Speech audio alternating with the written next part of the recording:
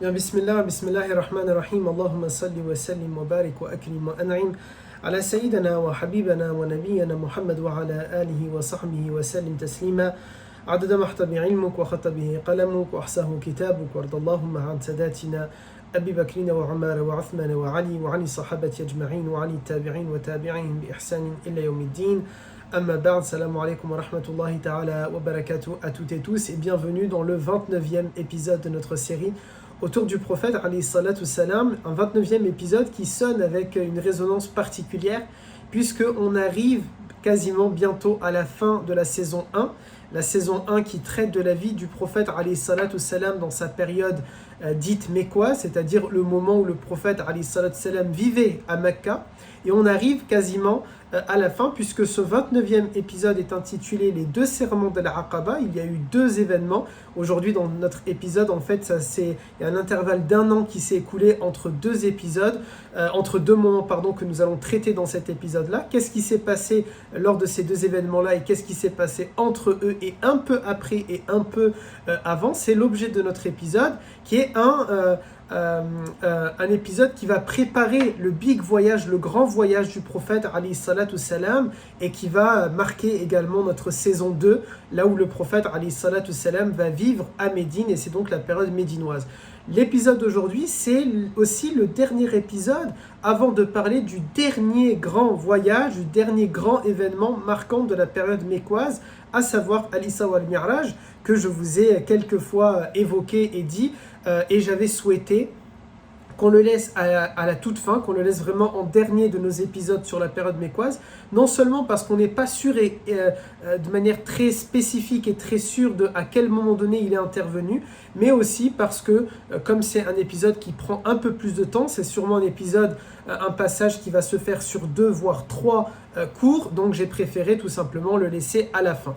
Alors on est donc avec ce 29e épisode et c'est intitulé Les deux serments de l'Aqaba.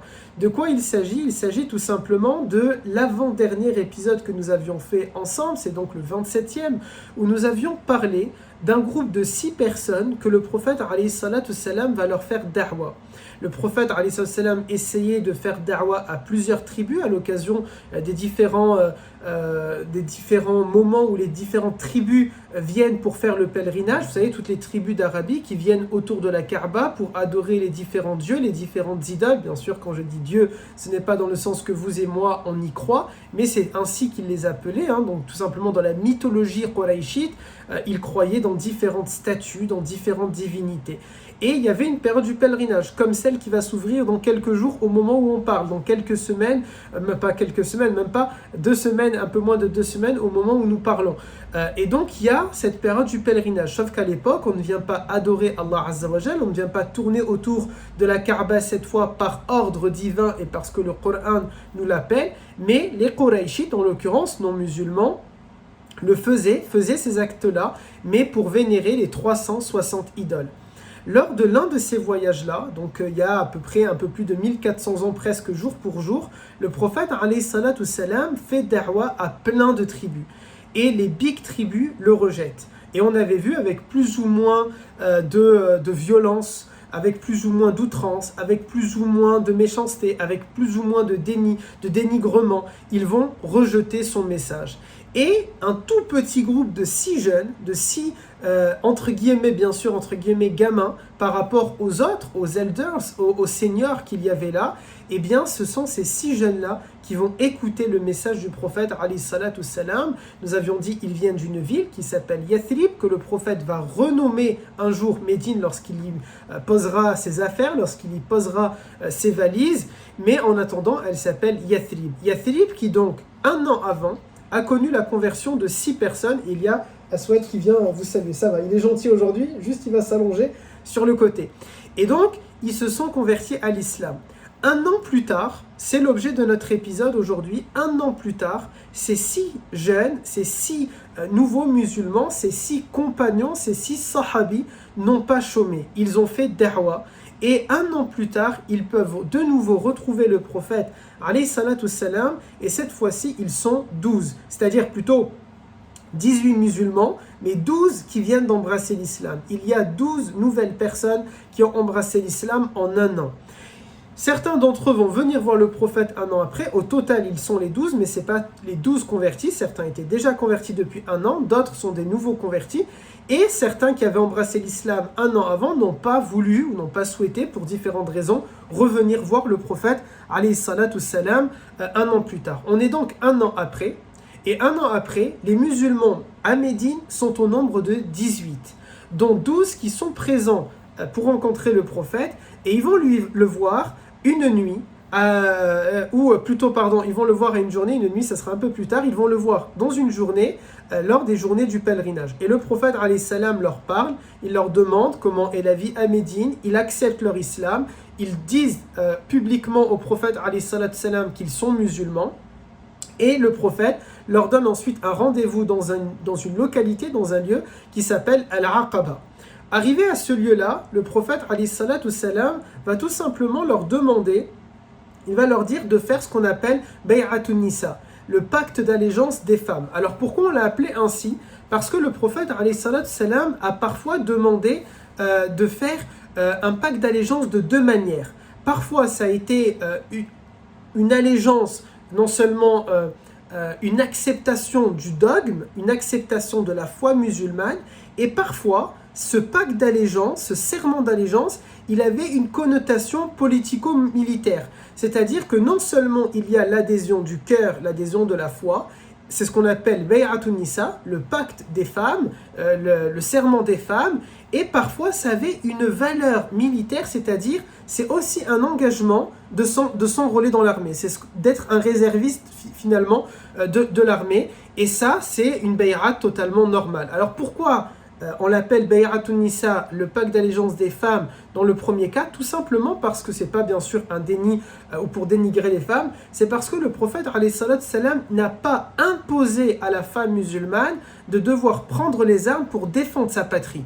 Aujourd'hui, les croyantes et les croyants que vous êtes et que je suis, je l'espère, musulmanes, musulmans que nous sommes, nous devons défendre notre patrie. Donc dans le cadre où on vit en France par exemple, nous sommes appelés à défendre la nation française si elle devait être attaquée par exemple. Alors si c'est une guerre injuste que la France déclare, nous pouvons de manière pacifique décider par exemple de descendre dans les rues et de dire nous ne voulons pas de la guerre. Comme les Américains, peut-être des musulmans d'entre eux, peut-être pas des musulmans d'entre eux, sont descendus dans les rues de New York, de Washington et des différents États américains pour dire « nous ne voulons pas de la guerre en Irak ». Comme en France, il y a eu par exemple Jacques Chirac, le président en l'occurrence, qui a dit « nous ne voulons pas de la guerre en Irak ». C'est possible de dire « je ne veux pas que mon pays s'engage dans une guerre » et d'ailleurs c'est louable. Parfois, certaines guerres, elles sont inévitables, elles sont nécessaires, elles sont obligées. Bien sûr, ce n'est pas un appel à la guerre, mais parfois c'est nécessaire. Je prends le cas actuel dans lequel nous vivons. Des Ukrainiens, on ne peut pas leur expliquer « allez, c'est peace and love, aimez-vous, ne faites pas la guerre », puisqu'ils sont dans un contexte de guerre, avec une agression étrangère, mais là, on rentre dans de la politique, du coup, vaut mieux s'en écarter. Le fait est que le prophète, alayhi salatu salam, a conscience du fait que l'État musulman qui va naître nécessite une protection militaire, c'est ainsi. On ne vit pas dans une société de bisounours, on ne vit pas dans une société où tout le monde va être joyeux. Il faut une armée tout simplement pour protéger cette nation. Même aujourd'hui, le pays le plus pacifique au monde, le pays qui est le plus neutre au monde, la Suisse, possède une armée. Une armée de l'air, une armée de terre, et c'est logique et c'est normal. Alors je ne sais pas s'ils ont des Marines, je ne sais pas s'ils ont la marine, puisqu'il n'y a pas, normalement, ils n'ont pas accès directement à la mer, mais peut-être avec les fleuves et les différentes rivières, Allahu A'lam. C'est-à-dire que tout simplement, le prophète vit dans un monde de réalité. Dans ce monde de réalité, il n'a pas exigé des femmes de s'engager dans l'armée. Ça ne veut pas dire qu'il les a empêchées, pas du tout. Beaucoup de compagnons se sont engagés militairement, et j'en parle dans mon dernier livre sur les mères des croyants, mais il ne leur a pas imposé. À l'inverse, les compagnons avaient le service militaire obligatoire. Alors je l'appelle service militaire simplement pour qu'on comprenne, qu'on caricature. Ils ne vont pas dans un centre d'entraînement, ils ne vont pas dans des bases militaires, ils ne servent pas pour un temps, simplement ils s'engagent à défendre la patrie, à défendre la nation. Et là, le prophète, alayhi salam, il demande à ces 12 musulmans-là venus de Yathrib de ne pas s'engager en tant que réservistes. Il ne leur demande pas un engagement militaire. Il leur demande tout simplement un engagement de la foi, un engagement du cœur, un engagement dogmatique. Il les appelle à avoir un tawhid pur, c'est-à-dire à reconnaître qu'il n'y a qu'un seul Dieu qui s'appelle Allah Azza wa Jal, qui est Allah Azza wa Jal, et de l'adorer, pardon, je vais juste charger le portable, désolé si je vous coupe la vue, et qui est en train tout simplement, qui est un créateur unique, qui n'a pas d'associé, et qu'on n'a pas à avoir une forme de shirk. Ça, c'est ce que Allah Azza wa Jal nous demande, le tawhid pur et le monothéisme pur, c'est ce que le prophète a aussi demandé à ces 12 compagnons-là. Il leur demande aussi de ne pas faire azina, de ne pas pratiquer la fornication, de ne pas avoir des relations hors mariage, de ne pas commettre d'adultère. Azina, de manière générale, c'est cela. S'abstenir de tout acte charnel en dehors des règles légales du mariage selon l'islam. Troisièmement, il leur demande de ne pas tuer, et plus précisément de ne pas tuer les enfants dans le ventre de leur mère, c'est-à-dire tout simplement de ne pas avorter.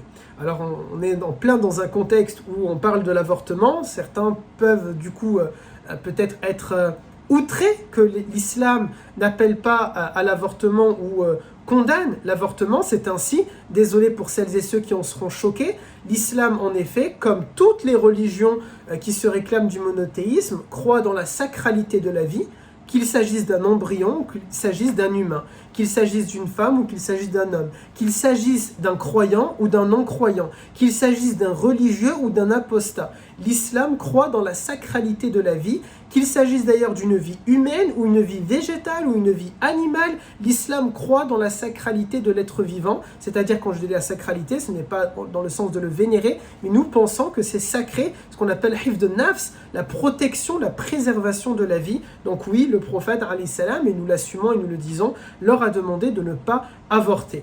Il leur a demandé aussi de ne pas avoir de mauvaises manières. Il leur a demandé de suivre l'ensemble des commandements et des règles qu'il leur demandera de faire. Il leur a demandé de prier, et la prière, on aura l'occasion de le voir lorsqu'on évoquera justement Al-Isra wal-Mi'raj, ce fameux voyage qui est l'objet de notre prochain épisode, bi'idnillah. Et enfin, il leur demande de ne pas voler. Voilà qu'est-ce qu'il leur demande dans ce Bay'atun Nisa, le pacte des femmes. Voilà qu'est-ce qu'il leur demande. Pacte des femmes, encore une fois, ça ne veut pas dire qu'il y avait que des femmes présentes, c'est dans le sens, c'est un pacte de moralité, un pacte de spiritualité qu'il était en train de leur demander. Et là, c'est le deuxième chat qui est venu nous embêter, Hurayra. Ensuite, le prophète, alayhi salatu salam, il leur dit, vous pouvez du coup rentrer chez vous. Et là, il va leur donner un responsable, un leader, une personne tout simplement qui va être la personne qui va leur enseigner l'islam, qui va être leur imam, qui va être leur directeur, et ça va être la personne de Mus'ab ibn Umayr, qui est un grand compagnon, et on aura peut-être l'occasion de parler de Mus'ab ibn Umayr. Désolé, juste je bois, bismillahirrahmanirrahim. Qui est un grand compagnon donc que nous aurons l'occasion de discuter. Aussi, lorsqu'il leur donne, avant de les laisser partir avec Mus'ab ibn Umayr, lorsqu'il leur donne, Nabi alayhi salam, ces 7 règles à ses 12 compagnons, il leur dit, si vous le suivez, si vous le faites, eh bien vous aurez le paradis. Et là, parce qu'on le dit dans chaque épisode, c'est maintenant une tradition dans les 29 épisodes que nous avons fait ensemble, il est important, encore une fois, de tirer des enseignements et des moralités. Il ne suffit pas simplement de voir la vie du prophète pour la voir, de la lire pour la lire, de l'apprendre pour l'apprendre.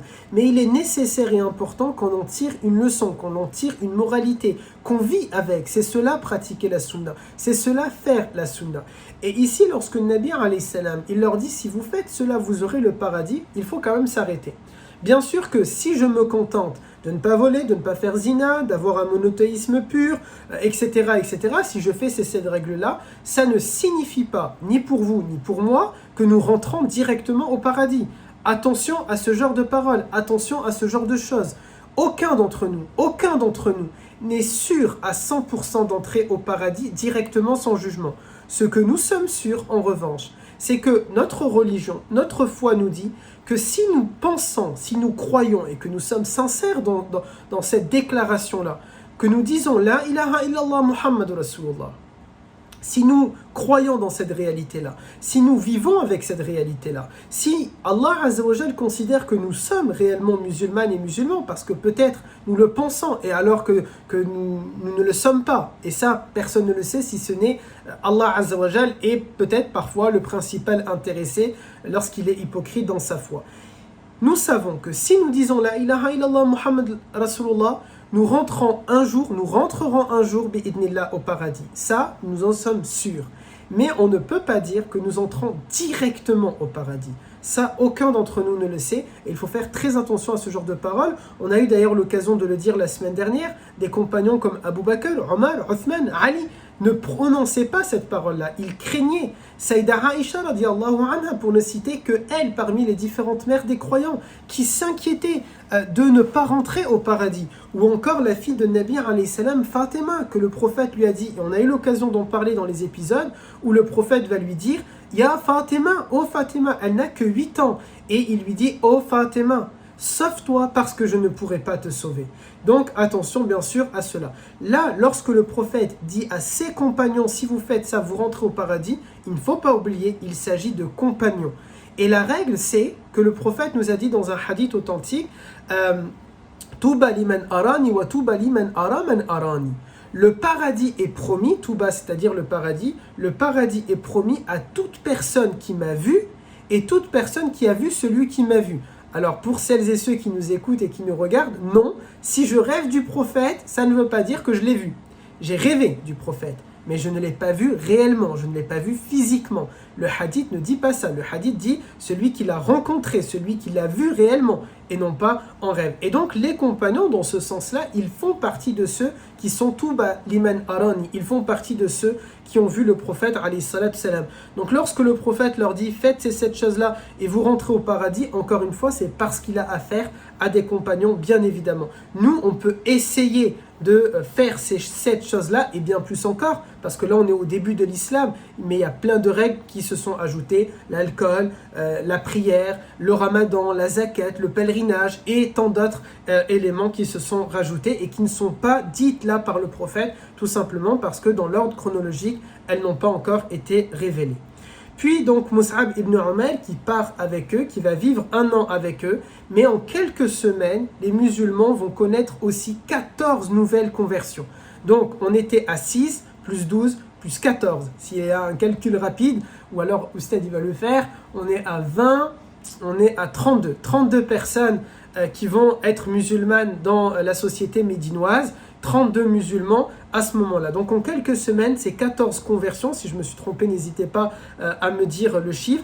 Et lorsqu'ils sont ces 14 nouvelles conversions, là, Mus'ab ibn Umayr, il envoie une dépêche, breaking news, une priorité au direct au prophète alayhi salatu salam, tout simplement pour lui dire Ya Rasulallah, il y a eu 14 nouvelles conversions qui se sont faites à Médine. Lorsque le prophète alayhi salam apprend cela, il va être extrêmement content. Bien sûr, il le partage avec tous les musulmans qui sont à Mecca. Il leur dit il y a 14 nouveaux musulmans à Médine et il répond à cette lettre. Bien sûr, c'est pas lui qui écrit. On a déjà dit que le prophète ne sait pas lire et ne sait pas écrire. On lui lit et on lui écrit pour lui. Et là, Nabi alayhi salam, il va demander à Mus'ab ibn Umayr, eh bien à partir de maintenant, vous allez faire Salat al-Jumu'ah. À partir de maintenant, vous allez faire Salat al-Jumu'ah et c'est la première Salat al-Jumu'ah qui sera faite dans l'histoire musulmane. Elle va se faire sans la présence du prophète alayhi salatu salam. Il n'est pas là, il n'est pas présent, c'est pas lui qui officie. Qui est l'imam? Mus'ab ibn Umayr. Et où est cette mosquée-là? Il n'y a pas de mosquée à Médine.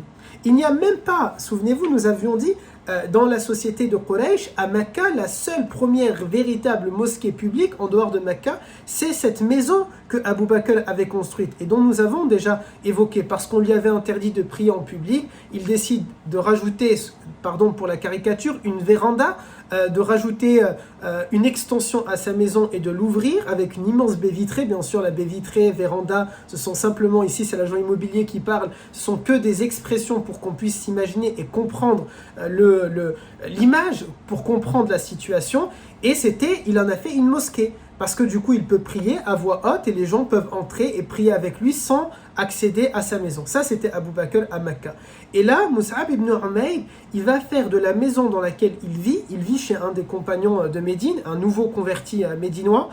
Il s'agit de As'ad ibn Zurara. Il va faire de sa maison une mosquée, tout simplement. C'est chez As'ad ibn Zurara que les musulmans vont se retrouver et qu'ils vont faire les 5 prières qui avaient été révélées à l'Isra wal Mi'raj, qu'on reviendra, et maintenant, Salat al-Jumu'ah. Et ici, encore une fois, puisqu'il nous faut tirer des enseignements, puisqu'il nous faut tirer des moralités, il y en a une big ici à retirer et à s'arrêter un instant là-dessus. Pardon.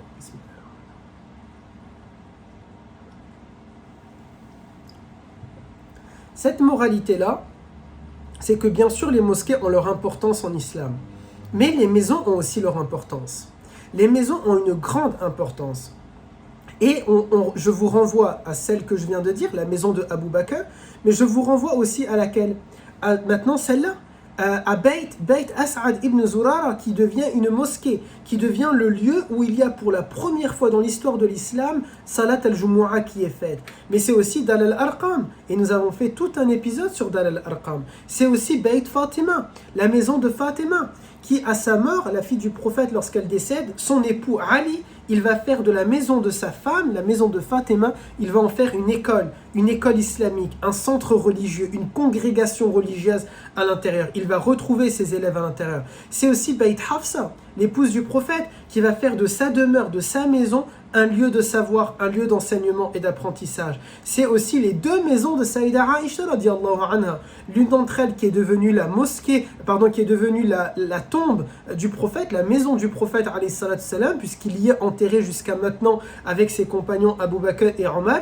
Mais la deuxième maison que Aïcha va devoir acheter ou louer, l'histoire nous le dira, qu'elle devra prendre et récupérer parce que sa maison est devenue une tombe.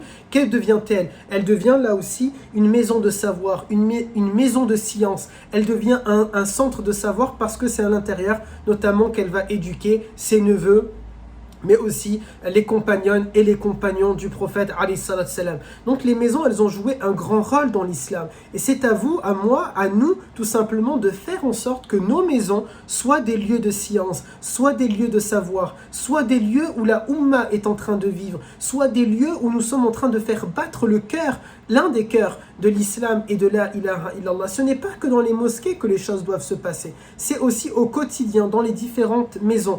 Et cela nous le montre. La maison de As'ad ibn Zurara est un parfait exemple de cela, comme les différentes autres. Autre chose, ensuite, au fur et à mesure des semaines, il n'y a pas 12, il n'y a pas 14, mais de plus en plus de musulmans qui vont se convertir à l'islam, à tel point que les compagnons de cette époque nous racontent, nous disent qu'en quelques mois, il n'y a pas une seule famille de Médine. Alors je répète, Médine, en réalité son véritable nom, ce n'est pas Médine à cette époque-là. À ce moment-là où nous sommes en train de voir l'histoire, elle s'appelle Yathrib. C'est le prophète qui l'appellera Al-Madina plus tard, et les musulmans diront Al-Madina Al-Munawwara, la ville illuminée par la présence du prophète alayhi salatu salam. Mais moi je vais dire Médine si ça ne vous dérange pas, pour qu'on puisse bien comprendre et se situer. Et donc là, en quelques mois, ils nous disent, les compagnons de Médine, pas une seule maison, pas une seule famille est exclue. Comment le dire, reformuler, la syntaxe n'était pas du tout bonne.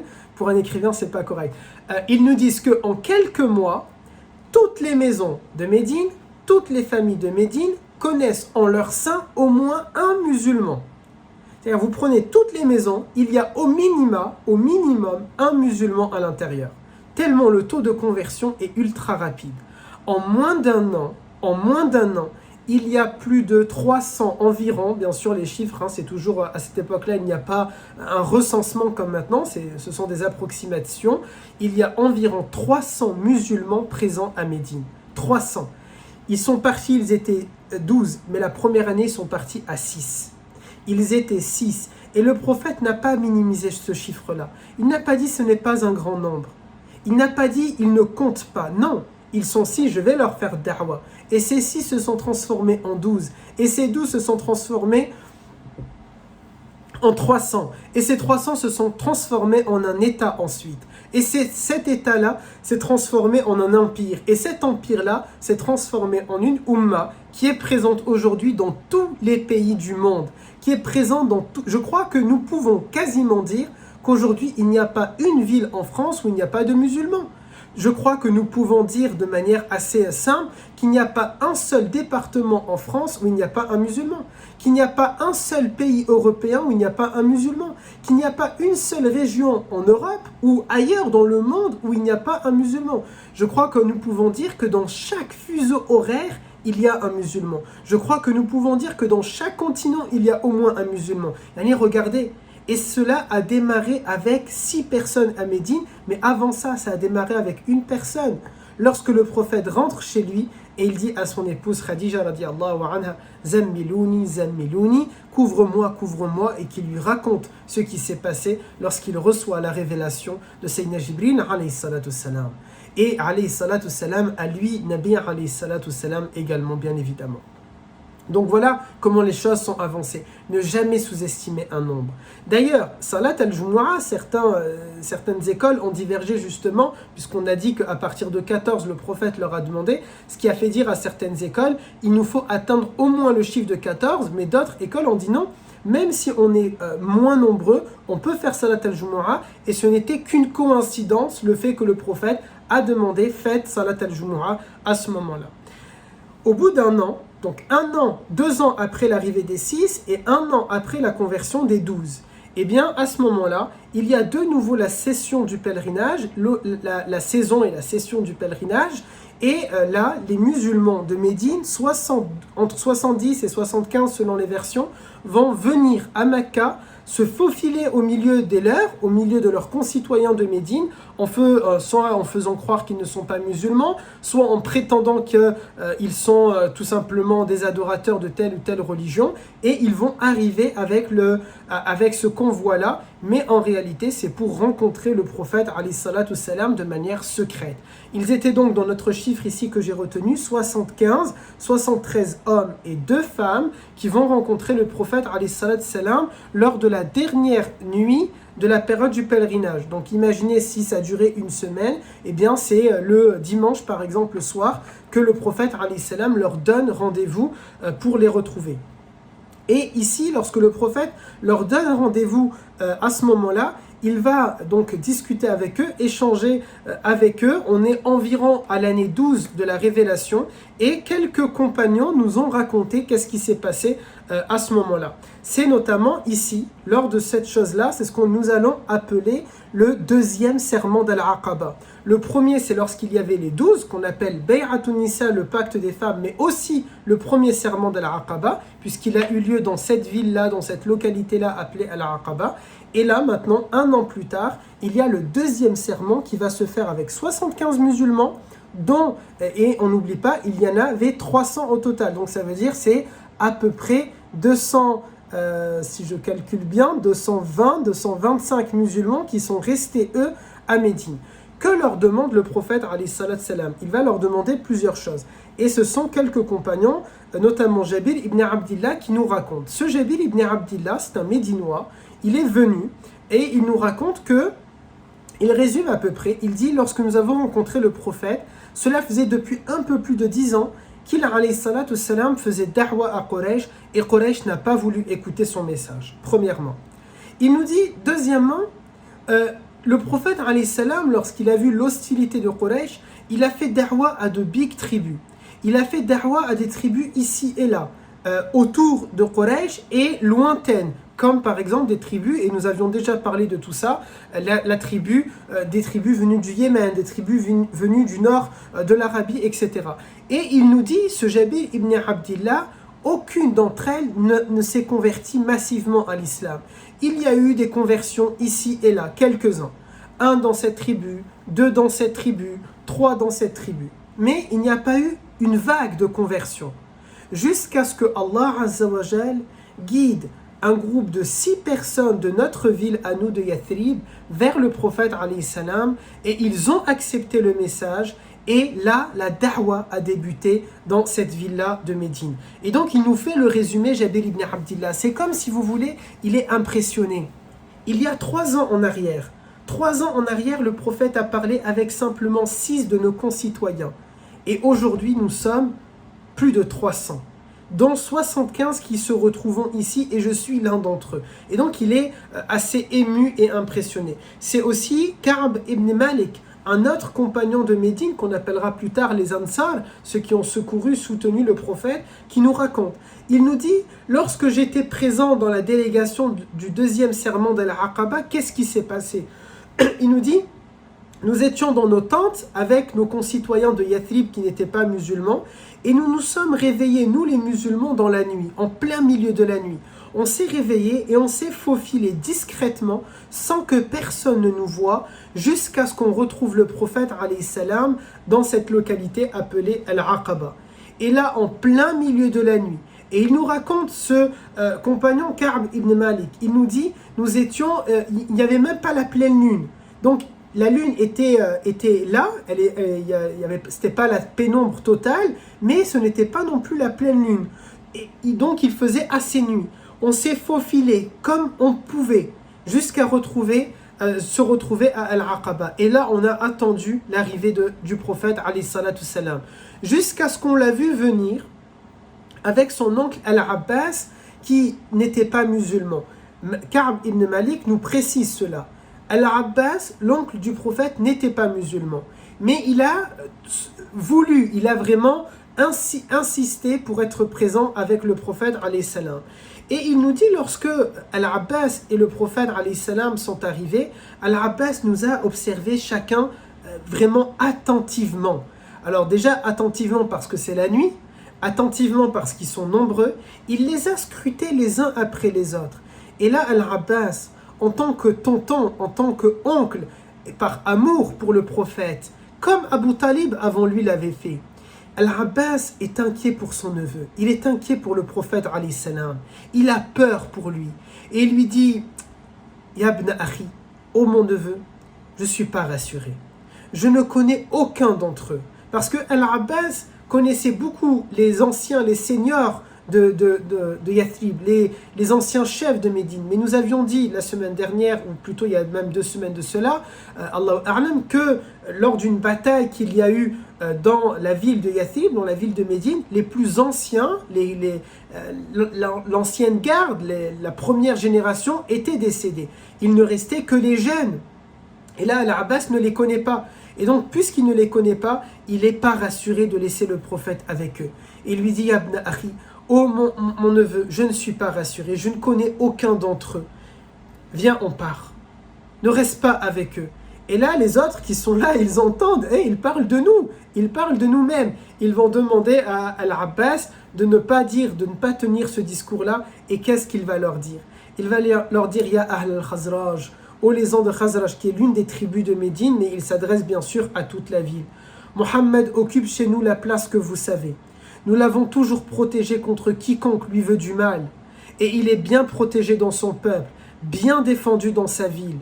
Cependant, il tient absolument à conclure cette alliance avec vous et à vous rejoindre. Si vous pensez que vous serez en mesure de respecter votre engagement vis-à-vis de lui et de le protéger contre ses ennemis, alors prenez vos responsabilités.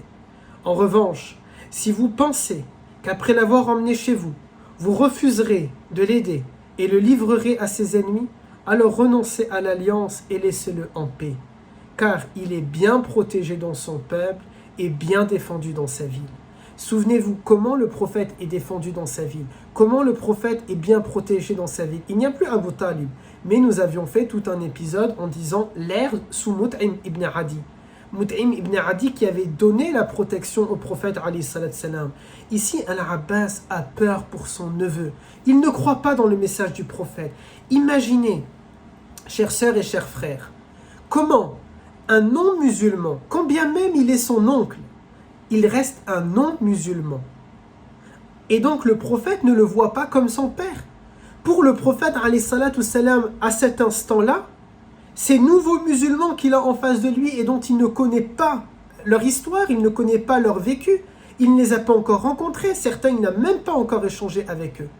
Ils sont plus chers à ses yeux que cet homme-là, qui est son oncle, le frère de son père, qui se tient à côté de lui et qui le protège et qui le défend. Et malgré tout, ce non-musulman-là veut absolument défendre le prophète alayhi salatu salam.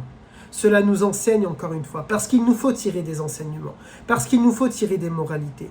Cela nous enseigne comment sommes-nous vis-à-vis de l'amour du prophète alayhi salatu salam. Si un non-musulman a tellement aimé le prophète alayhi salam, si Mut'im ibn Adi, qui n'était pas musulman, a voulu protéger Muhammad alayhi salatu salam, il a voulu le défendre alayhi salatu salam. Si Abu Talib, qui n'était pas musulman, a voulu protéger le prophète alayhi salatu salam, si Waraqa ibn Nawfal, qui n'était pas musulman, a dit je vais te soutenir, je vais t'aider, je vais t'épauler. Yani, comment nous, qui disons la ilaha illallah Muhammad Rasulullah, chaque jour, again and again, encore et encore, où en sommes-nous par rapport à l'amour pour le prophète alayhi salatu salam? Ils l'ont aimé, ils l'ont admiré, ils l'ont trouvé charismatique. Où en sommes-nous, nous, par rapport à cela, vis-à-vis de l'amour du prophète alayhi salatu salam? Ça doit nous faire réfléchir. Moi, le premier, bien sûr, ce n'est pas moralisateur, je ne me le permettrai pas vis-à-vis de vous. C'est à moi que je m'adresse en premier. Les oreilles les plus proches de ma bouche, ce sont les miennes. C'est à moi, mais pour chacun d'entre nous, c'est une véritable réflexion que nous devons avoir, une véritable méditation que nous devons avoir. Où en sommes-nous dans notre amour pour le prophète alayhi salatu salam? Que sommes-nous prêts à faire pour le prophète alayhi salatu salam? Bien sûr, il ne s'agit pas, ne me faites pas dire ce que je n'ai pas dit et que personne ne me fasse dire ce que je n'ai pas dit. Il ne s'agit pas de le défendre avec des armes, mais c'est le défendre dans notre comportement. Parce que nous sommes, Rasulallah alayhi salatu salam, nous sommes les ambassadeurs. Nous sommes les ambassadeurs de l'islam. Nous avons un uniforme. Nous sommes des musulmanes et des musulmans. Nous sommes des croyantes et des croyants. Lorsque nous sommes dehors, les gens nous regardent. Lorsque nous sommes chez nous, nos enfants nous regardent. Nos enfants nous observent. Les gens nous regardent. Nous sommes les exemples que nous voulons que les gens soient. C'est cela pratiquer la sunna. C'est cela prendre le prophète alayhi salatu salam en exemple et en modèle. C'est vouloir lui ressembler. Et si nous voulons lui ressembler, ça veut dire que nous devons le faire à tel point. C'est un espoir, nous n'y arriverons pas, parce qu'aucun d'entre nous n'est Rasulallah, parce qu'aucun d'entre nous n'est Muhammad alayhi salatu salam, parce qu'aucun d'entre nous n'est Khayru khalqillah, parce qu'aucun d'entre nous n'est Sayyid al-Amjadi, aucun d'entre nous n'est Habibullah, aucun d'entre nous n'est Nabiyullah, aucun d'entre nous n'est cet homme qu'est Muhammad alayhi salatu salam, aucun d'entre nous n'est Rahmatun lil alamin. Mais ce que nous essayons de faire, c'est de lui ressembler le plus possible. Et en le faisant, nous pouvons le défendre son honneur, défendre son travail, défendre sa da'wa, défendre ses actions, défendre ses sacrifices, défendre sa fatigue, défendre ces moments où il s'est levé et il a dit voilà c'est quoi l'islam. C'est ce que nous avons cité tout à l'heure. Ne volez pas, ne faites pas zina, ayez un bon comportement, soutenez-vous les uns les autres. Ayez un dogme pur, un tawhid pur. C'est cela ce que le prophète alayhi salatu salam a appelé les musulmanes et les musulmans. Lorsque Al-Abbas parle ainsi au Khazraj, au Haus, lorsqu'il parle ainsi aux gens de Yathrib, il parle avec son cœur, un cœur qui aime profondément et énormément Muhammad alayhi salatu salam. Et c'est peut-être le début de l'islam dans son cœur.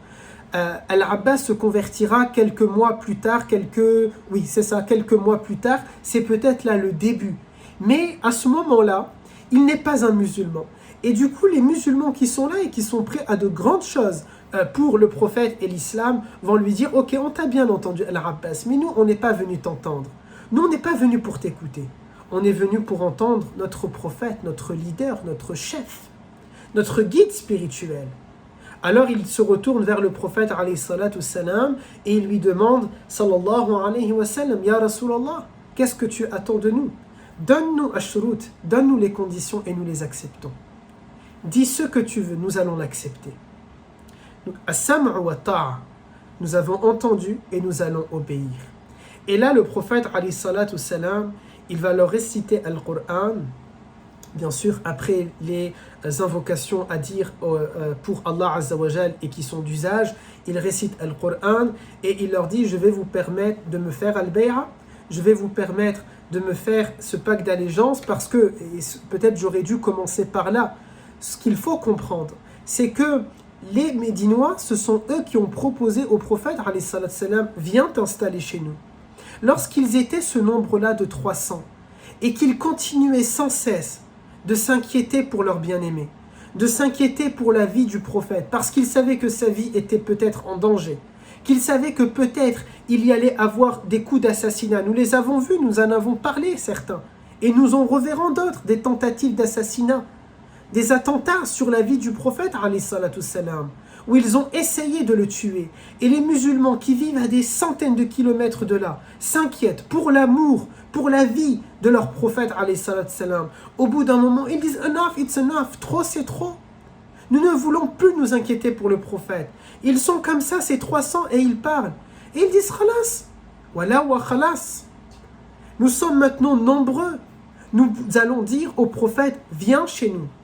Come with us. Viens avec nous, ya Rasulallah. Viens vivre à nos côtés et nous allons te protéger. Nous voulons te prêter serment. Un véritable serment, un grand serment. Un serment, je ne vais pas dire de bonhomme pour ne pas avoir un langage sexiste, mais comment on va le dire, je ne sais pas si maintenant il y a une alternative. Un serment d'être vivant. Comme ça, au moins nos sœurs sont contentes et nos frères ne sont pas biaisés ou lésés de côté. Un véritable serment. Un wa'd, une promesse, la parole d'un croyant tout simplement. Puisque Allah Azza wa Jalla nous dit Ya ayyuhalladhina amanu lima taquluna ma la taf'alun. Kabura maqtan 'inda Allahi an taqulu ma la taf'alun. Ô vous les croyants, pourquoi vous dites ce que vous ne faites pas? C'est une grande abomination auprès d'Allah que de dire ce que vous ne faites pas. Yani al-wa'd dans l'islam, al-wa'd pour un croyant, al-wa'd pour un musulman, une musulmane, une croyante, un croyant, une pieuse, un pieux. Une parole, c'est une parole. Un engagement, c'est un engagement. Et donc là, ils veulent faire ce wa'd-là, cette promesse-là. Et le prophète leur dit, je veux bien accepter que vous allez me faire al-bay'a, que vous allez me prêter allégeance, mais pour cela, je vais vous demander, cette fois-ci, tout simplement, que vous allez vous engager sur certains points à faire. Et un des points que je n'ai pas dit à vos semblables un an avant, qui est maintenant, vous devez vous engager à me défendre militairement parlant. Si jamais il y a un conflit militaire, si ma vie est attentée, vous devez me protéger, vous devez me considérer comme l'un des vôtres. Il demande finalement ce qu'on pourrait appeler, mais peut-être c'est un peu dérangeant de parler d'asile pour le prophète, parce que son asile, elle est auprès d'Allah Azza wa Jal. Alors peut-être on ne va pas utiliser ce terme-là d'asile politique pour lui, mais peut-être l'asile politique pour les musulmans. Si nous venons vivre avec vous, nous devons être parmi vous, nous devons être des citoyens. Nous ne devons pas être des citoyens de seconde zone. Vous voyez, on le vit aujourd'hui pour nous, les minorités, quels que nous soyons arabes, noirs, africains, hispaniques, peu importe. Lorsque nous vivons dans des sociétés où nous sommes minoritaires et où nous avons non seulement donné notre sang pour défendre la patrie, notre sang pour assurer les soins médicaux dans les différents hôpitaux, là où certains d'entre nous ont donné de leurs organes, là où certains d'entre nous ont décidé d'être enterrés ici, lorsque nous payons nos impôts, lorsque nous apportons nos idées intellectuelles, académiques, scientifiques, nos idées ingénieuses, etc., eh bien nous voulons être considérés comme des citoyens de cette terre-là, comme des citoyens de ce territoire-là. Nous, ce qu'on appelle le droit du sang, là les musulmans, le prophète alayhi salam, il dit « Je dois vraiment être l'un d'entre vous ». Et vous devez me considérer comme l'un d'entre vous. Et là, l'un des chefs de Médine, l'un des chefs de Yathrib, il se lève et il va dire au prophète alayhi salatu salam, ne t'inquiète pas. Nous avons passé, on avait déjà eu l'occasion de le dire lors de notre dernier cours ou notre avant-dernier cours, il dit au prophète, nous venons de passer, nous, 10 ans. 10 ans de guerre. 10 ans de guerre. Alors nous sommes bien habitués à la guerre. Nous sommes bien habitués à tout ça, ne t'inquiète pas. Si nous devons reprendre les armes, nous le ferons. Et ces 10 ans de guerre-là, nous avions dit dans les épisodes où on en a parlé, où on l'a évoqué, c'est une belle symbolique. Parce qu'en même temps que le prophète a été envoyé à Quraysh pour leur faire da'wah, au même moment, in the meantime, en même temps, qu'est-ce qui était en train de se passer? À Médine, il y avait une guerre civile. Et au bout de ces 10 ans, le prophète doit quitter Quraysh. Et au bout de ces 10 ans, qu'est-ce qui se passe à Médine? Eh bien, il y a de nouveau la paix dans cette ville-là. Et qui va appuyer cette paix-là? Ce sont les musulmans. parce que ce sont les 6 premiers qui étaient venus. Ils vont permettre la réconciliation entre ces 2 tribus que sont les Haus et les Khazraj. Cette paix-là, là c'est mon chat qui vient vers moi pour me faire un signe de paix. D'habitude il m'embête, mais là il me fait des câlins en me faisant ses coups de tête. Donc il y a tout simplement cette paix-là qui va être installée et cet homme dit « mais nous sommes prêts à te défendre si jamais tu as besoin de nous ». Puis le prophète, alayhi salatu salam, il va leur dire ok, alhamdulillah. Puis il y a un autre chef qui lui va se lever et il va dire au prophète avec cette belle preuve de la liberté d'expression qui est en islam. Il dit au prophète ok, attends, ya Rasulallah, bien sûr avec politesse, avec sagesse, mais il se permet de dire quelque chose au prophète. Il lui dit nous allons te soutenir parce que ici il y a la guerre, mais tu vas venir chez nous. Et nous avions un pacte avec des tribus qui ne sont pas arabes. Les tribus, par exemple, du peuple d'Israël. Nous avions un pacte avec la communauté israélite chez nous. Un deal. Et lorsqu'ils vont savoir que nous avons fait un lien avec des dizaines et dizaines de personnes venues de Quraysh qui vont venir s'installer chez nous, et qu'ils ne vont pas être contents, qu'est-ce qui va se passer lorsque Allah Azza wa Jal va faire entrer l'islam dans le cœur de Quraysh? Est-ce que tu vas revenir vivre ici à Quraysh et tu vas nous laisser nous derrière et à ce moment-là, on va avoir une guerre avec le peuple d'Israël parce que peut-être qu'ils voudront se venger de nous. Donc, bien sûr, ce n'est pas un discours antisémite. On ne dit pas que n'importe quelle personne du peuple d'Israël ferait cela. Ne me faites pas dire ce que j'ai pas dit. De la même manière que Quraysh a voulu prendre les armes, eh bien c'était ainsi, c'était une loi de la jungle à l'époque, c'est le plus fort qui mange le plus faible. Et ici, Abul Haytham, qui est un musulman de Médine, il a peur, tout simplement. C'est son cœur, c'est sa crainte qui parle. Nous avons un deal avec le peuple d'Israël.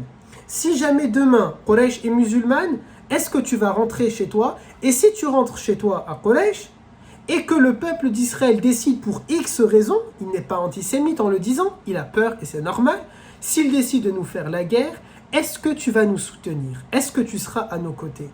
Et là, le prophète, alayhi salatu salam, il lui dit cette belle parole.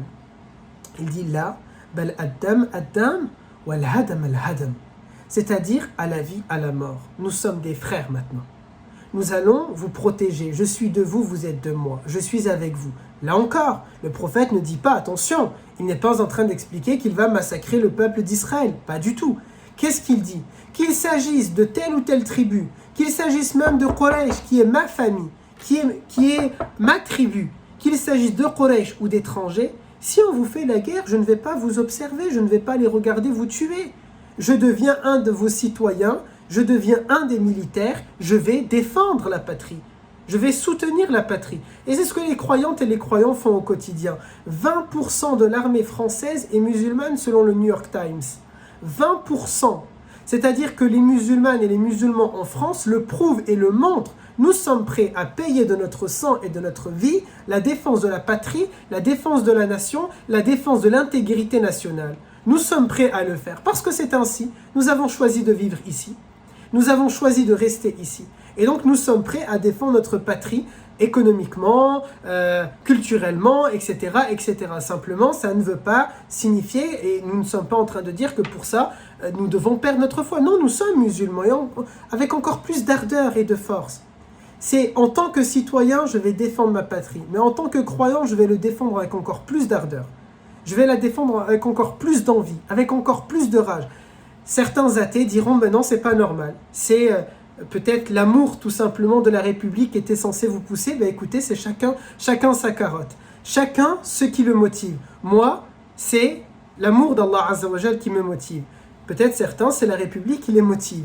Moi, ce qui me motive encore plus à être un bon citoyen respectueux des lois de la République, c'est l'amour d'Allah Azza wa Jal. C'est que mon Seigneur soit satisfait de moi. Si d'autres, c'est de ne pas, peut-être pour d'autres, c'est de ne pas rentrer en prison. Pour d'autres, c'est de ne pas avoir une amende. Pour d'autres, c'est d'être un citoyen modèle. Pour d'autres, c'est peut-être pour obtenir un poste de fonctionnaire. Pour d'autres, c'est peut-être parce qu'il ne leur faut pas un casier judiciaire pour accéder à certains types de métiers. Eh bien pour nous, pour vous, pour moi, peut-être, Allahu A'lam, c'est tout simplement pour plaire à Allah Azza wa Jal et ce n'est pas grave. Alors je crois qu'on a été coupé, ceux qui sont en direct sur Facebook, Est-ce que vous m'entendez bien? Sur YouTube, normalement, il n'y a pas de problème, mais je vois que sur Facebook, j'ai été coupé quelques instants. Pourtant, c'était un joli discours républicain, mais c'est pas grave. Est-ce que vous m'entendez bien sur Facebook? N'hésitez pas, s'il vous plaît, à me dire.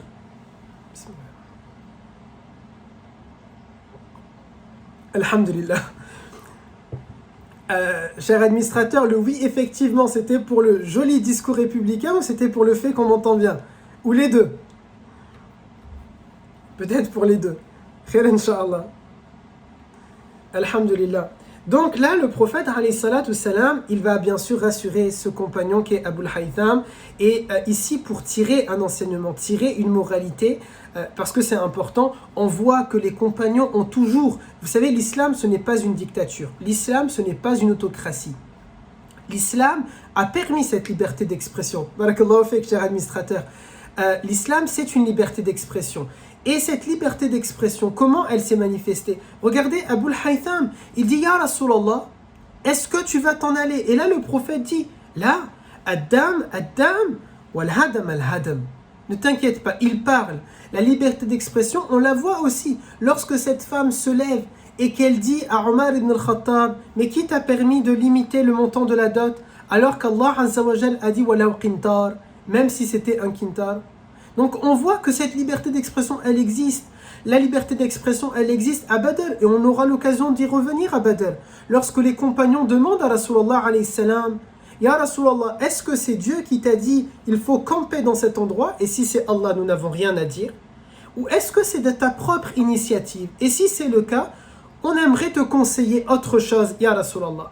On voit que les musulmans ont toujours eu l'occasion de parler. Cette liberté d'expression est liée aussi dans mon dernier livre, lorsque j'évoque ces versets du Coran, où Allah Azza wa Jal donne aux épouses du prophète ce droit au divorce.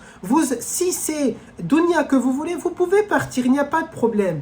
Et l'islam nous dit, vous pouvez les laisser bil ma'rouf. Et le prophète va vous laisser, vous allez divorcer d'une manière convenable. Mais si c'est al-akhira que vous voulez, alors.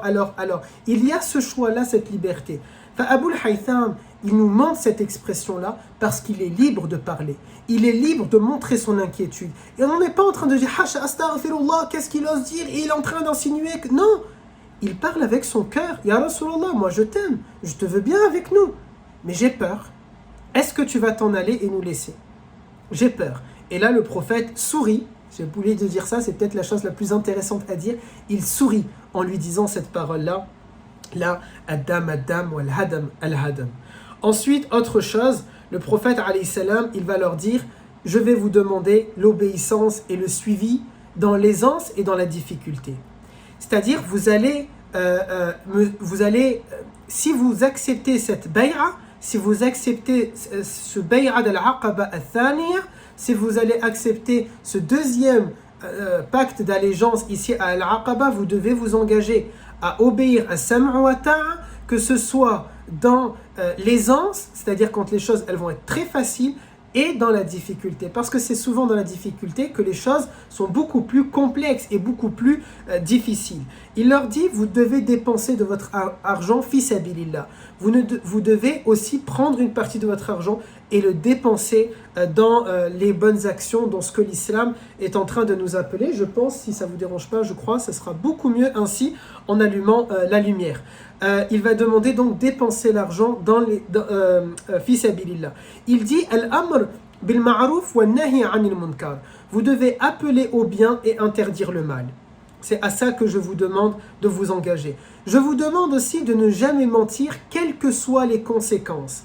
Même si vous risquez la mort, même si vous risquez les souffrances, même si vous risquez ceci ou cela, ne mentez jamais. En aucun cas, vous devez mentir. Et enfin, je vous demande de me défendre comme si j'étais l'un des vôtres. Donc, de nouveau, il clôture avec cet argument-là. Et il y a, là encore, une forme de liberté d'expression. Quelqu'un dans la foule, et souvenez-vous, on est en train de parler dans la nuit. C'est-à-dire, dans cette nuit-là, il est difficile même de repérer le visage de la personne. Il y a une lumière de la lune, mais très peu, qui n'est pas une pleine lune. On est en pleine ténèbre, on n'est pas dans la ville, il n'y a pas les lumières des maisons. On est En dehors, pour celles et ceux qui sont partis au pèlerinage ou qui ont fait la Umrah, on est situé au niveau de Minan. On est situé dans ces endroits-là. Donc on n'est pas directement au milieu de la ville. Et imaginez, à l'époque, ce n'est pas une grande ville, une grande métropole qu'est aujourd'hui la ville de Mecca. On parle d'un village à l'époque, d'une petite commune, d'un hameau presque. On est en train de discuter et de parler. Et donc à ce moment-là, ils sont dans cette nuit-là, et là il y a une voix dans la foule, dans ces 75 personnes, qui est en train de dire « Et qu'est-ce qu'on a en retour ?» Et c'est une véritable question. Et là aussi, ça nous donne un enseignement et une moralité. Parfois, je vois ici des parents à Montpellier qui me disent « Non, Oustad, est-ce que vous pouvez parler à mon fils parce que je lui dis la prière et il me dit « Et qu'est-ce que j'ai en échange ?» Subhanallah, yani c'est quelque chose de normal. Regardez ce compagnon-là. Il pose cette question. Ok, je ne vais pas faire zina. Ok, je ne vais pas mentir. Ok, je vais te défendre. Ok, ceci. Ok, cela. Je crois en toi, ya Rasulallah. Et il croit avec une véritable force, avec une croyance, avec un iman qui dépasse le nôtre. On parle de compagnons ici, bien sûr. Ils sont les meilleurs. Ce sont ashab al-salaf. Ce sont les meilleurs hommes que la terre ait portés après les prophètes. Donc leur croyance est forte, elle est ferme, elle est sincère, elle est authentique, il n'y a pas de doute là-dessus. Et pourtant, qu'est-ce qu'il dit? Qu'est-ce que j'ai en échange? Quel est le deal? Qu'est-ce que j'obtiens si jamais je vais faire ça? Et là, le prophète, de nouveau, il sourit et il dit « Al-Jannah ». Al-Jannah, le paradis. Et donc, on voit que oui, on a besoin d'une carotte.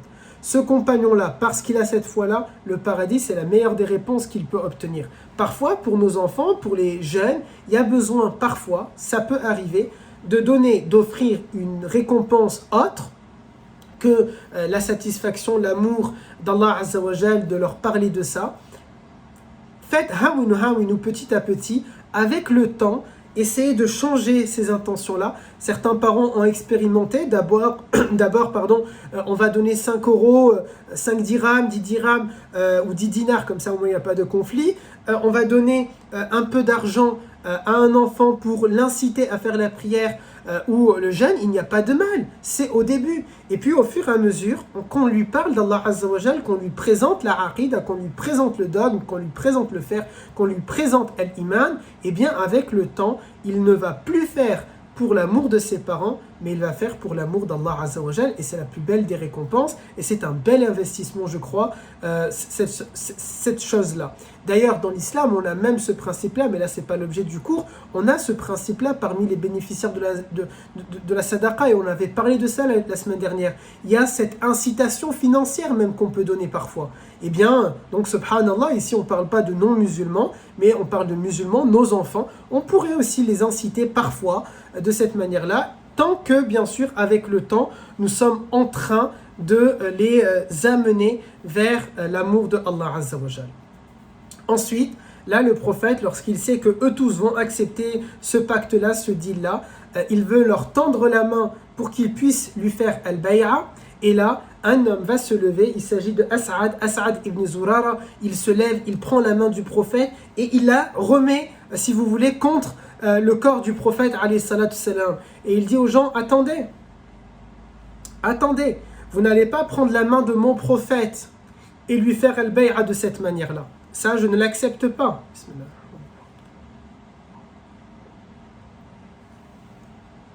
Qu'est-ce qu'il est en train de dire? Il dit, est-ce que vous avez conscience que si vous allez faire al-bay'a, les gens de cette cité-là de Quraysh, ils vont vous déclarer la guerre? Est-ce que vous avez conscience que si vous acceptez al-bay'a, vos enfants peuvent devenir orphelins? Est-ce que vous avez conscience que vos femmes peuvent devenir veuves? Est-ce que vous avez conscience que vous allez peut-être laisser vos parents pleurer votre mort? Est-ce que vous avez conscience que vous risquez de tout perdre? Est-ce que vous avez conscience que peut-être vous n'allez pas vivre longtemps? Est-ce que vous avez conscience que ça va être très difficile? Yani ce As'ad ibn Zurara, lui, il est convaincu de la bay'a. Mais il ne veut pas que ce soit juste l'émotion des autres qui parlent. Il n'est pas en train de les juger. Il n'est pas en train de dire ce sont des hypocrites. Il n'est pas en train de les sous-estimer. Non, il parle avec son cœur, par amour pour Muhammad alayhi salatu salam. Et il leur dit, attention, est-ce que vous avez conscience de qu'est-ce que vous êtes en train de faire? Si vous n'êtes pas prêt à cela, ce n'est pas grave. Allah Azza wa Jal ne vous en voudra pas. Mais si vous allez faire ce wa'd, si vous allez faire cette promesse, si vous allez dire oui, nous allons faire cette bay'a, alors wa'd huwa wa'd. Une promesse, c'est une promesse. Bay'a hiya bay'a. Là, à ce moment-là, vous devez véritablement le faire. Et là, c'est un peu aussi par jalousie pour l'amour du prophète. Ils vont lui dire, bien sûr que nous voulons cela. Yani presque pour qui tu t'es pris, pour croire que tu es le seul à prendre conscience de cela. Et ils vont se précipiter pour embrasser la main de Nabi, lui prendre la main, alayhi salatu salam, et lui faire al-bay'a, bien sûr, que les hommes qui lui ont pris la main, et les deux femmes qui étaient présentes selon la version, il s'agit de deux femmes, mais tout le monde est d'accord pour dire quel que soit le nombre de femmes, par consensus, par ijma', pour dire les femmes, elles par contre, ont fait la bay'a au prophète à l'oral, puisqu'il est notoirement connu que le prophète alayhi salatu salam n'a jamais touché la main d'une femme qui n'était pas mahram pour lui. Là on ne rentre pas dans la question de faire pour savoir est-ce que c'est haram, pas haram. Simplement, comme ici je parle d'hommes qui lui ont tenu la main, je précise ce fait là sur les femmes qui l'ont fait à l'oral, de manière simplement que on soit clair et qu'on ne me fait pas dire là aussi ce que je n'ai pas dit. À ce moment là, lorsque tout le monde va faire al-bay'a, Al-Abbas, l'oncle du prophète, il observe un peu la scène, pardonnez-moi, de cette manière-là. Alors, c'est pas techniquement de cette manière, mais c'est un peu pour comprendre, un peu comme ça. Vous voyez, Yannis c'est un dépit. Il est dépité. Il observe la scène, il est fatigué par ce qu'il voit, et en même temps, il a peur. Et il se tourne un peu la tête de cette manière-là. Presque, il se tient la tête. Pour ceux d'entre vous comme moi qui ont une barbe, c'est un peu, vous voyez, comme ça. Yannis, ça travaille. Ça nous travaille. Et on est en train de se tenir parce que bon, pour moi, je ne peux plus m'arracher de cheveux, mais j'essaye de ne pas m'arracher la barbe, sinon il ne va pas me rester grand-chose. Mais vous voyez, c'est un peu se tenir de cette manière-là, alors avec un peu plus ou un peu moins d'ardeur. Al-Abbas est inquiet et il regarde Muhammad alayhi salatu salam, Rasulullah, et il lui dit Ya ibna akhi, ô mon neveu, je ne sais pas ce que tu fais. Je ne comprends pas ce que tu fais, je ne les connais pas. Ce sont que des jeunes. Et vous voyez, il répète. Ça lui trotte dans la tête depuis le début. Je ne les connais pas, je ne sais pas qu'est-ce qu'ils vont faire. Je ne suis pas sûr, je ne suis pas convaincu. N'y va pas. Et d'ailleurs, il l'a dit dans le discours que nous avons dit. Mais il insiste. Il dit Al-Abbas au sujet du prophète. Mais il insiste, il s'obstine à venir avec vous. Ce que Al-Abbas n'a pas compris, parce qu'il n'est pas musulman à ce moment-là, mais qu'il va comprendre après, c'est que le prophète vient de récupérer une famille qui est beaucoup plus importante que le lien du sang qu'il a avec Al-Abbas. Et j'ai eu l'occasion la semaine dernière de me confier sur la question de la famille. Il a une famille qui est beaucoup plus grande, qui est beaucoup plus importante. Le prophète va laisser peut-être Al-Abbas, va peut-être laisser Banu Hashim, mais il gagne une ummah, il gagne une nation, il gagne un État, il gagne une grande famille qui est la famille de l'islam. Et ça, Al-Abbas ne l'a pas compris. Al-Abbas l'a sous-estimé. Al-Abbas, il regarde avec des yeux de la jahiliya. Il regarde avec des yeux de l'ignorance, avec des yeux de la non-croyance. Il voit des jeunes et il se dit, qu'est-ce qu'ils vont faire? Il voit des gens qui font un wa'd, qui font une promesse, une bay'a, mais pour lui, ils peuvent ne pas la tenir. Il ne voit pas des gens qui craignent Allah Azza wa Jal. Il ne voit pas des gens qui voient en Muhammad alayhi salatu salam non pas un oncle, non pas un neveu, non pas un cousin, non pas un membre de la famille. Il voit en Muhammad alayhi salatu salam, il voit en lui tout simplement un leader, un guide spirituel. Et ça, Al-Abbas ne l'avait pas compris. Mais c'est en l'occurrence ce qui était ici en train de se passer, typiquement ce qui était en train de se passer là. Et donc ça, c'est quelque chose qui est très très important pour comprendre justement la suite des événements. Aussi, autre chose, pour clôturer ce passage-là, il faut savoir que parmi la grande cause de la conversion de tous ces gens-là à Yathrib, parmi les 12 qui étaient partis lorsqu'il y a eu, après les 14 conversions, dans les 14 conversions, à un moment donné, parmi le moment des 14 conversions, Mus'ab ibn Umayr, lorsqu'il fait ce khutbah de Jumu'ah, lorsqu'il est en train tout simplement de faire ce discours-là dans la maison de As'ad ibn Zurara, il y a un personnage qui va rentrer. Il y a quelqu'un qui rentre et il s'agit de Usayd, un homme qui s'appelle Usayd, qui va rentrer à ce moment-là dans la maison. Et Usayd, je suis en train de chercher le nom exact pour ne pas vous dire de bêtises, Usayd ibn Hudayr, cet homme-là, j'allais dire compagnon, bien sûr, il va devenir musulman, il va rentrer pendant une khutbah de Jumu'ah, et il va venir là parce que son meilleur ami, l'un de ses amis, qui s'appelle à ce moment-là Sa'd ibn Mu'adh, il va lui dire regarde, les musulmans sont en train de grandir en nombre dans notre ville ici à Yathrib. Va chez mon cousin Sa'd ibn Zurara parce que moi je veux pas de problème avec la famille. Va chez mon cousin parce que les musulmans se rassemblent là-bas pour prier et menace ce Mus'ab ibn Umayr de rentrer chez lui à Quraysh et d'en finir avec l'islam. De la même manière que Quraysh l'avait fait avec le prophète à Mecca. Et là, Usayd ibn Hudayr, il rentre dans la maison de As'ad et pendant plein discours de Jumu'ah, et il vient et il va être très outrancier avec Mus'ab, il va lui parler de manière très violente, très mal, et il va le menacer en lui disant « je vais te tuer ». Je vais te tuer, si jamais tu t'en vas pas, je vais te tuer. Bismillah, pardon, aujourd'hui j'ai très soif.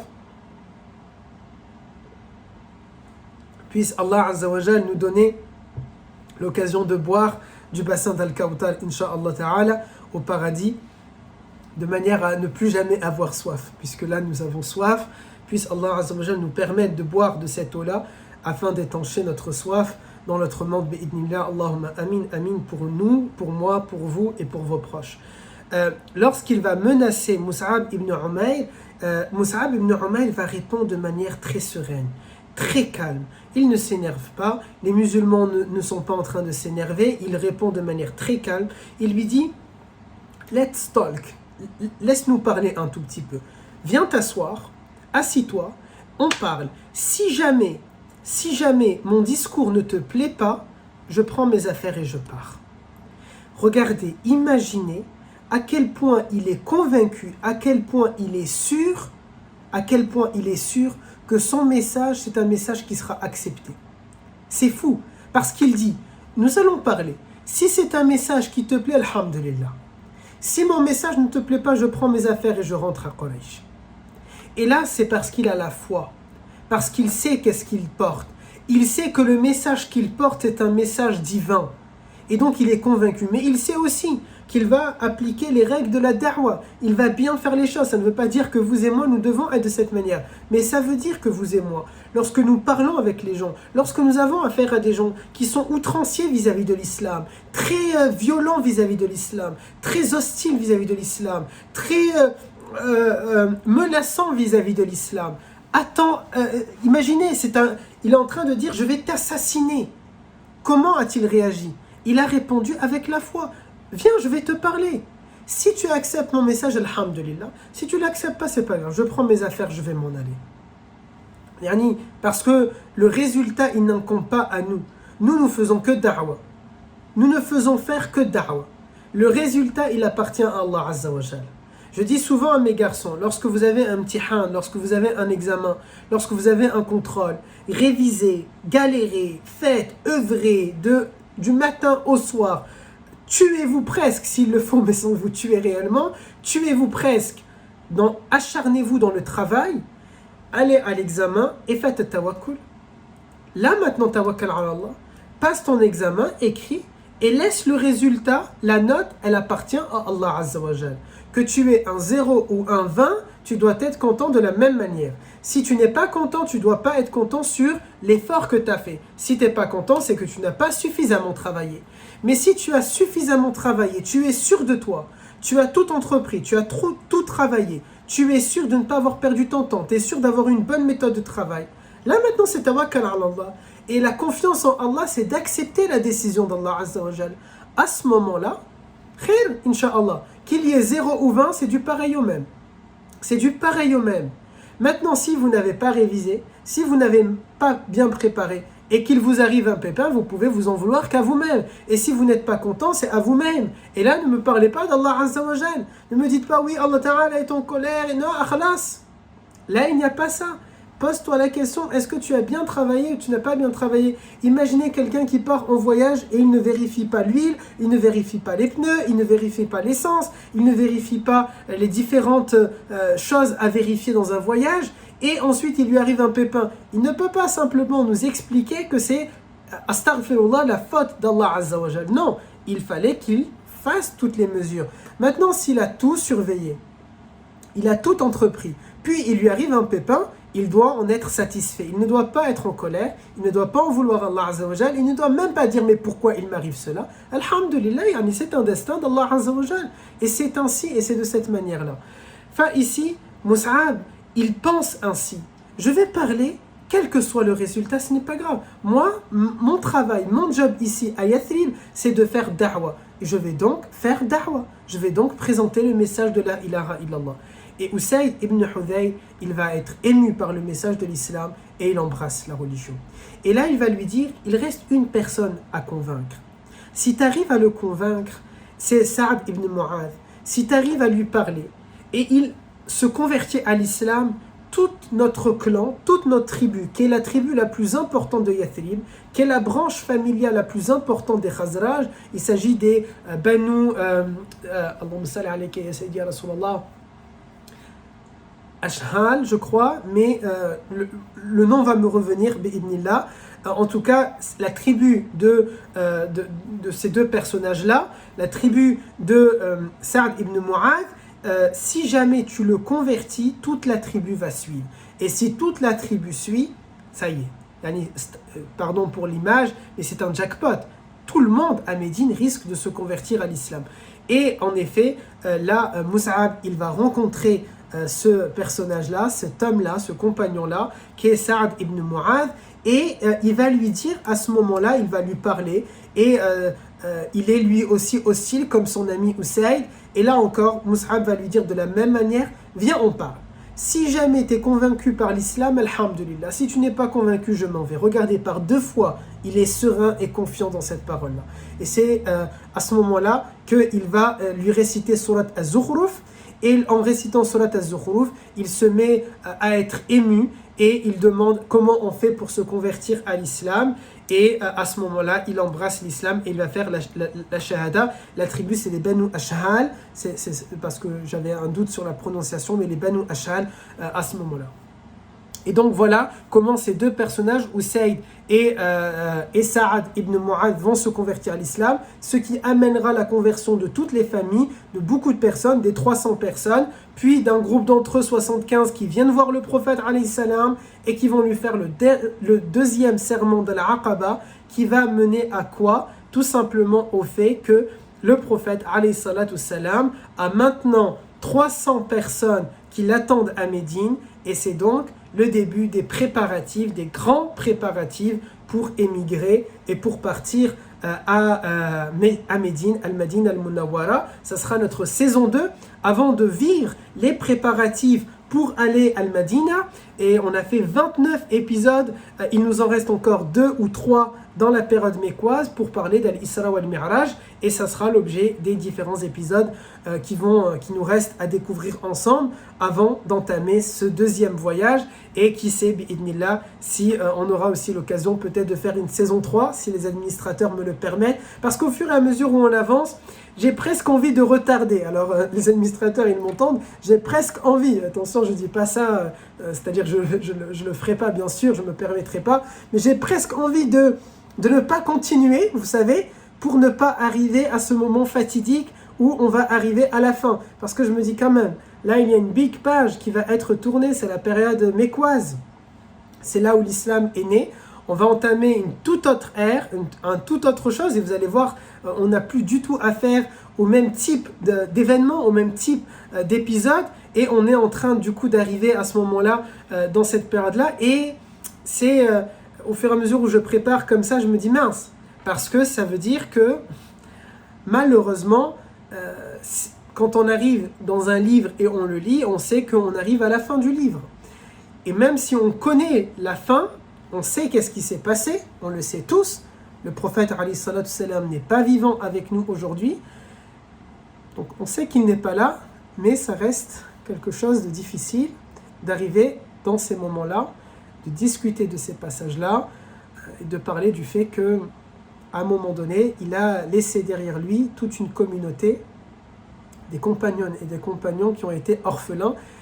Donc, c'est un peu compliqué. Et je te l'annonce, administrateurs et administratrices qui sont sur la page, les garçons avec qui j'ai fait Sira ici, je n'ai jamais fait le dernier cours de Sira, parce que c'est la chose la plus difficile.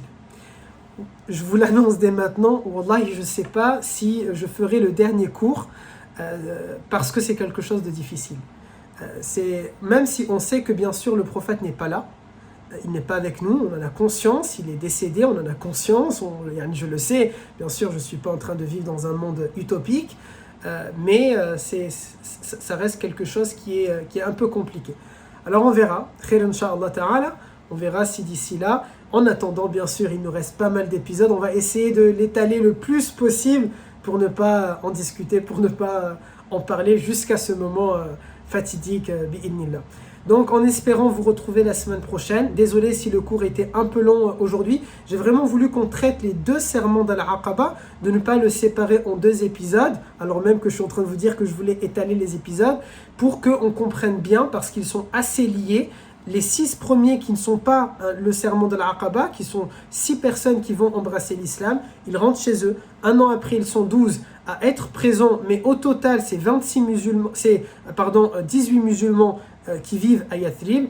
Puis un an encore après, donc 2 ans au total après cette première rencontre, il y a 75 musulmans selon une des versions qui sont présents à Mecca, mais en réalité, il s'agit de 300 personnes qui sont là-bas. Et dernière chose, désolé, il nous reste que quelques minutes, je vais essayer de le faire en 5 minutes par rapport au temps.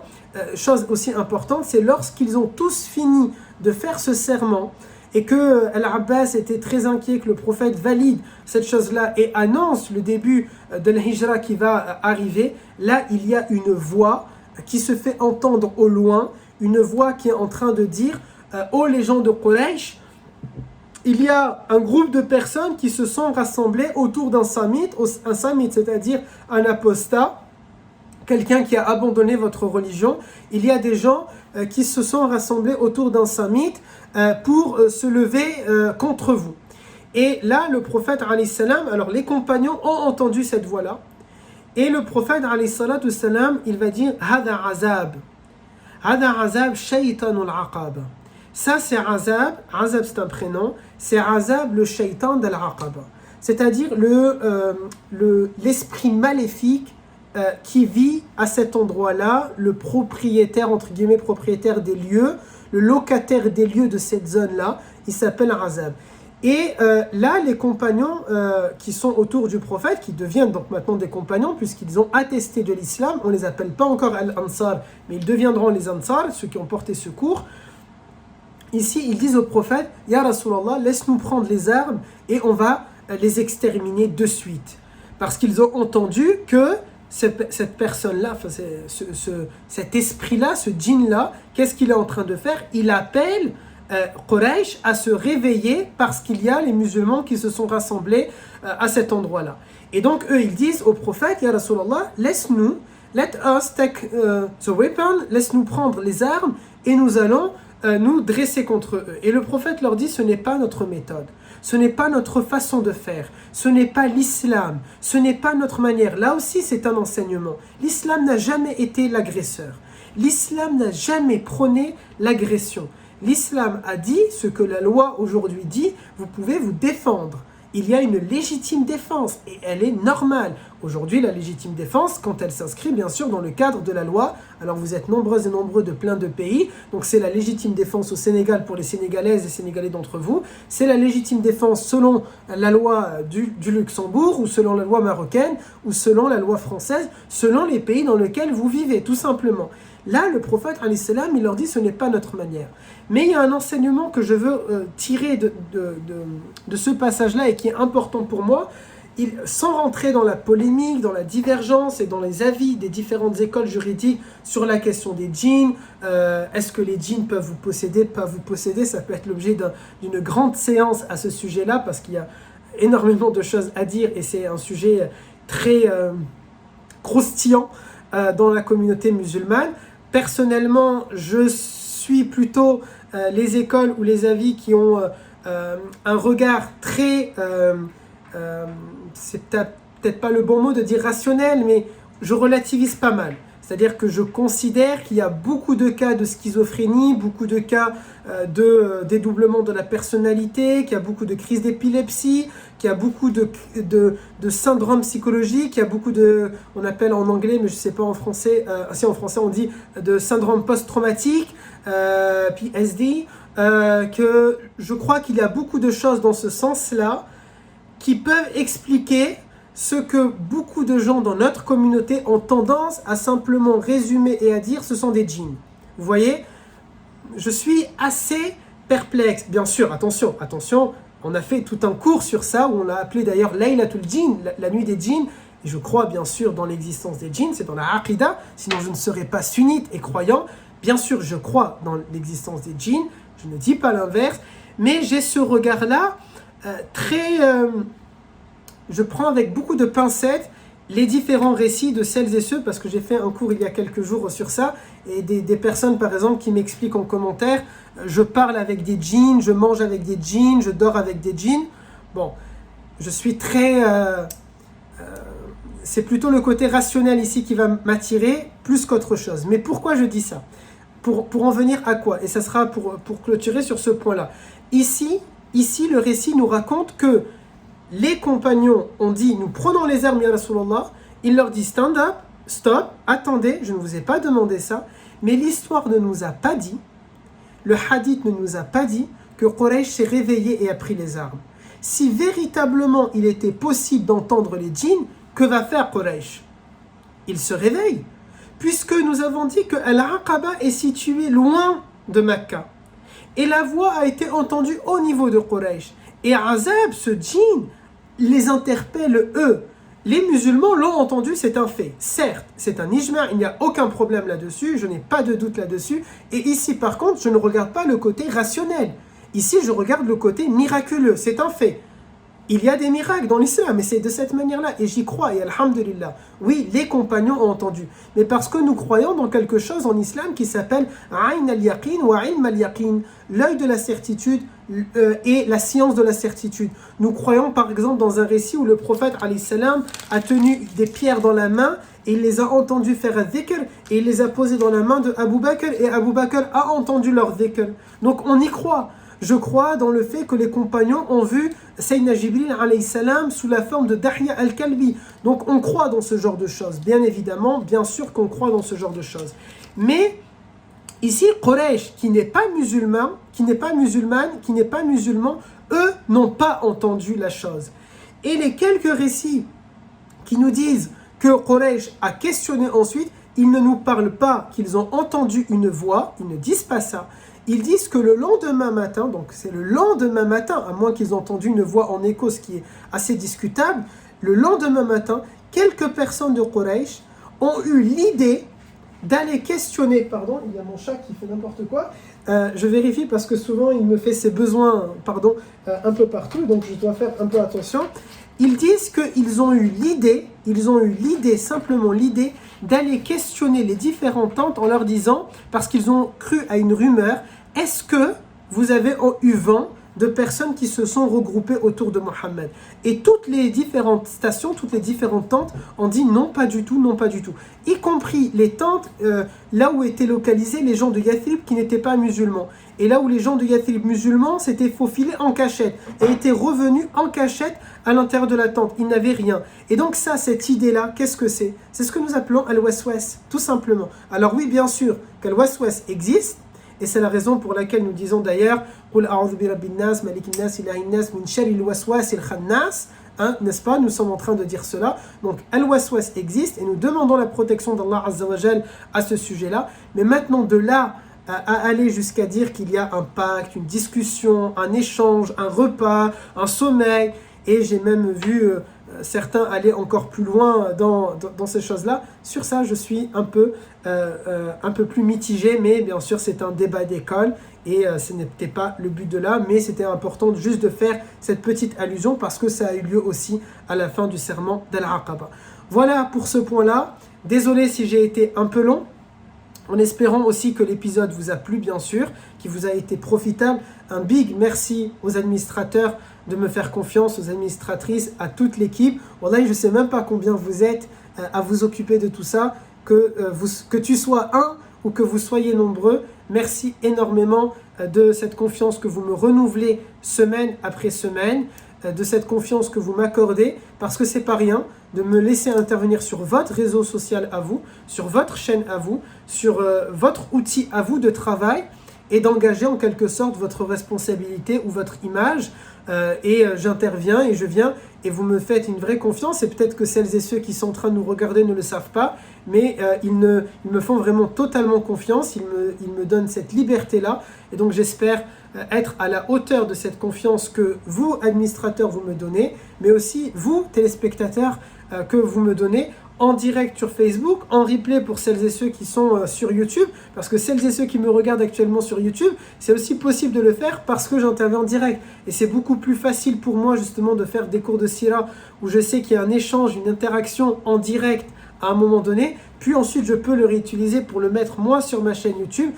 Peut-être s'il n'y aurait pas eu ce côté-là direct grâce à la chaîne Facebook Mohammed, peut-être ça n'aurait pas été fait, ça n'aurait pas été mis en place. Donc celles et ceux qui sont sur YouTube, vous avez en description de la vidéo le lien de la page Facebook Mohammed, n'hésitez pas à aller vous y abonner. Celles et ceux qui sont sur Facebook, n'hésitez pas à vous abonner à la chaîne YouTube. Un big merci à vous d'être au rendez-vous chaque lundi. Un grand merci à vous, ne m'oubliez pas dans vos du'as, n'oubliez pas celles et ceux sans qui ce travail-là n'aurait pas été possible en tant que cause, en tant que sabab, et puisse Allah Azza wa Jal nous permettre, nous aussi, de nous retrouver, non pas à l'Aqaba, mais de nous retrouver dans un autre endroit. Vous savez, les compagnons se sont retrouvés au pied d'un arbre à un moment donné, ce qu'on appelle le pacte d'Ar-Ridwan. Et bien, puissions-nous, nous aussi, retrouver notre bien-aimé auprès d'un arbre, aux racines d'un arbre, mais cette fois-ci au paradis, bi'idnillah. Puisse Allah Azza wa Jal étancher notre soif, comme je l'ai dit tout à l'heure. Puisse Allah Azza wa Jal faire que nous ayons des maisons à la hauteur de celle de As'ad ibn Zurara. Puissions-nous être avec une foi aussi ferme et une éloquence aussi grande dans le fait de parler de notre religion que celle de Mus'ab. Puissions-nous être aussi purs et aussi sincères et aussi comment dire, l'ensemble des qualités, subhanallah, tout simplement, que les compagnons et les compagnons de Yathrib avaient, et celles et ceux aussi des muhajiroun que nous aurons l'occasion de rediscuter. Allahumma amin, amin, amin, ya rabbal alamin. Subhanakallahumma wa bihamdik, nashhadu an la ilaha illa ant, nastaghfiruka wa natubu ilayk. Subhana rabbika rabbil izzati amma yasifun, wa salamun ala al-mursalin, walhamdulillahi rabbil alamin. Prenez soin de vous, prenez soin de votre foi.